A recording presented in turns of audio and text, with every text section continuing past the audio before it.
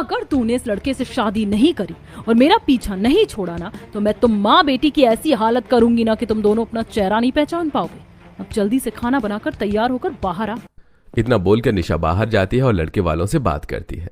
दिशा मेरी छोटी बहन है, माँ मेरी बीमार रहती हैं और हाल फिलहाल में बीमारी के चलते पिता का देहांत हो गया, इसीलिए हम मंदिर में शादी करना चाहते हैं। बस एक बार अपनी छोटी बहन का घर बसा दूं, फिर मैं अपने बारे में कुछ सोचूंगी। बहन, तुमने अपनी दोनों ही बेटियों को कितने अच्छे संस्कार दिए। मुझे तो अपने घर के लिए ऐसी लड़की चाहिए थी। सच में माँ, मुझे तो अपनी होने वाली भाभी बहुत पसंद है। हमारी तरफ से रिश्ता पक्का है। अब लड़के वाले रिश्ता पक्का करके चले जाते हैं। इसी तरह कुछ दिन बीत जाते हैं और एक दिन नेचर। अब लड़के वाले रिश्ता पक्का करके चले जाते हैं। इसी तरह कुछ दिन बीत जाते हैं और एक दिन दीदी, कुछ दिनों में मेरी शादी है और मैंने कोई तैयारी नहीं करी। कम से कम मुझे एक शादी का लहंगा तो दिला दो।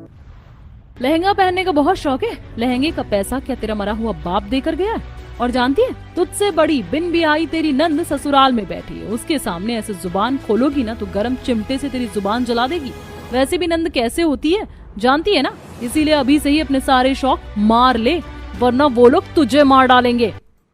इतना बोलकर निशा दिशा को मारने लगती है। ये देखकर आशा निशा के सामने हाथ जोड़कर उससे बोलती है, दिशा, मेरी बेटी बस कुछ दिन की मेहमान है, फिर शादी करके यहाँ से चली जाएगी और मैं भी किसी आश्रम चली जाऊंगी, तो उसे कुछ मत करो। दिशा, तू मेरी साड़ी पहनकर शादी करना।